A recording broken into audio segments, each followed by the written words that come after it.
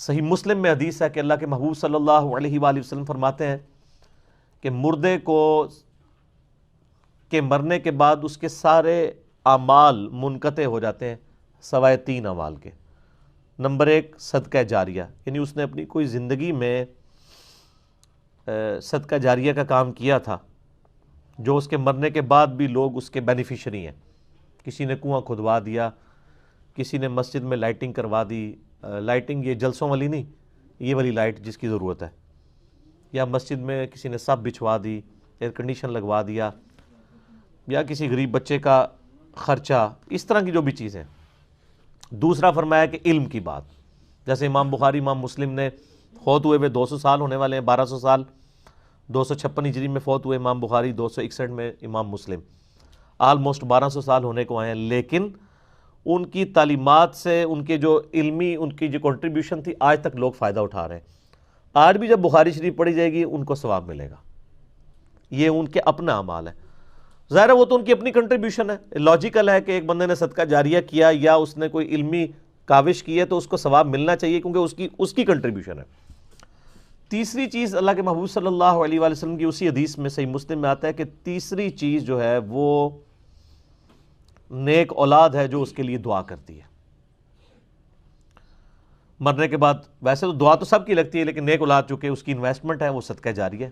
نیک اولاد کے اعمال کا آٹومیٹک ثواب ماں باپ کو مل جاتا ہے، اور ان کی دعا اس لیے بھی کہ وہ ظاہر دل سے کریں گے۔ جس بندے کو آپ نے پیسے دے کے اور خدمت کے لیے بلا کے دعا کروائی ہے گھر میں، یا کوئی 30 40واں جو آپ نے رسومات بنائی ہوئی ہیں، اس کو کیا ایسے غرض ہے کہ اس کی بخشش ہوئی ہے یا نہیں ہوئی ہے، وہ تو اپنے پیسے کے لیے آیا ہوا ہے۔ تو نیک اولاد جو دعا کرتی ہے اس میں الفاظ ہیں۔ اور سنن ابن ماجہ میں حدیث ہے، ایک شخص کے مرنے کے بعد اللہ تعالیٰ جنت میں کچھ مراتب بلند کرتا ہے، تو وہ بندہ پوچھتا ہے اللہ میں نے تو یہ اعمال نہیں کیے، تو بتایا جاتا ہے کہ تیرے بیٹے نے تیرے لیے دنیا میں استغفار کیا، اس کی برکت سے اللہ تعالیٰ نے تجھے جنت میں یہ اعلیٰ درجہ دے دیا ہے۔ یہ اتنا فائدہ ہوتا ہے، اس لیے اولاد کی ایسی تربیت ہو، دینی تربیت ہوگی تو مرنے کے بعد دعا کرے گا۔ اسی طریقے سے میت کی وفات کے بعد اس کی طرف سے آپ جو صدقہ اور خیرات کرتے ہیں اس کا ثواب بھی اسے ملتا ہے، وہ کوئی بھی کر سکتا ہے۔ وہ صحیح بخاری کے اندر حدیث موجود ہے، سعد ابن عبادہ کہتے ہیں میں یعنی سفر پہ تھا اور پیچھے سے میری ماں فوت ہو گئی، اللہ کے نبی علیہ السلام میں چاہتا ہوں کہ میں ان کی طرف سے کچھ صدقہ اور خیرات کروں، کیا ان کو نفع ملے گا؟ تو آپ نے فرمایا ملے گا۔ تو انہوں نے کہا یا رسول اللہ میں ایک پھر کنواں کھدواتا ہوں۔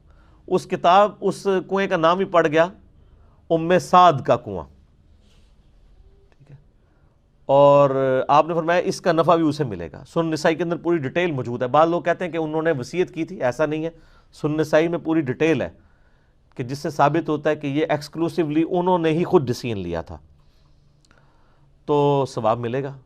اسی طریقے سے حج بدل ہے، وہ بھی تو آپ میت کا کرواتے ہیں نا، تو اس کا ثواب بھی اسے ملتا ہے۔ لیکن یہ جو آج کل یعنی ٹی سی ایس ثواب کرنا شروع کر دیا نا، اتنی دفعہ کلمہ پڑھ کے، اتنی دفعہ قرآن پاک پڑھ کے بخش دیں، جو ہمارے دیوبند کے ہاں تو وہ دعا کے نام سے چل رہا ہے، بریلویوں کے ہاں 30 40واں کے نام سے چل رہا ہے، اور اہل حدیث بھی بیچارے دبک کے یہ کام وہ بھی کر رہے ہیں کسی اور نام کے ساتھ۔ اس کی کوئی اصل نہیں ہے۔ آپ کی تسلی ہونی چاہیے کہ آپ نے جنازہ پڑھا، قبر پہ دعا کی، اب ہر نماز میں آپ دعا کر رہے ہیں، چاہے زندہ ہے چاہے مر گیا کوئی، آپ اس کے لیے دعا مغفرت کر رہے ہیں، وہ کرتے رہیں۔ صدقہ اور خیرات کریں، ضرور کریں، لیکن آپ یعنی پیسے دے کے، یعنی ہمارے جہلم میں تو یعنی بہت عرصہ پہلے تو 300 روپے ریٹ تھا ایک قرآن کا، آج کل ہو سکتا ہے ذرا پیٹرول بھی مہنگا ہو گیا تو 500 ہو گیا ہو، تو آپ یعنی اس حساب سے قرآن پڑھوا کے تو وہ بخشوا سکتے ہیں، لیکن اس کا کوئی فائدہ تو نہیں ہے۔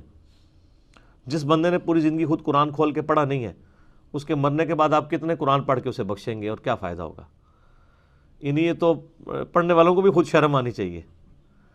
تو باقی رہا دعا، ظاہر ہے جو بندہ مر گیا اب دنیا میں تو نہیں آ سکتا، اب اس کے لیے زیادہ سے زیادہ یہی ہو سکتا ہے کہ اس کے لیے دعا کی جائے، تو وہ تو اس کا حق ہے، اور وہ اسی آیت کے تحت ہے، سورۃ الحشر آیت نمبر 10، ربنا اغفر لنا ولاخواننا الذین سبقونا بالایمان۔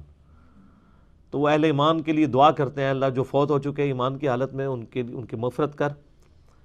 اور اس طریقے سے آپ جب کبھی بھی قبرستان جائیں، صحیح مسلم میں دعا موجود ہے، السلام علیکم اہل الدیار من المؤمنین والمسلمین وإنا ان شاء اللہ بکم للاحقون نسأل اللہ لنا ولکم العافیہ۔ اے اہل ایمان مومنین اور مومنات جو یہاں پر دفن ہو، ہم تم پر سلامتی بھیجتے ہیں۔ اور اس کے بعد کیا آیا کہ السلام علیکم اہل الدیار من المؤمنین والمسلمین وَإِنَّا إِن شَاءَ اللَّهُ بِكُمْ لَلَاحِقُونَ، اور انشاءاللہ ہم نے بھی مر کے تمہارے پاس ہی آنا ہے، ہم نے کون سا اس زندگی میں رہنا ہے، ہم اللہ کے حضور تمہارے لیے اور اپنے لیے عافیت کا سوال کرتے ہیں۔ تو یہ آپ دعا کریں۔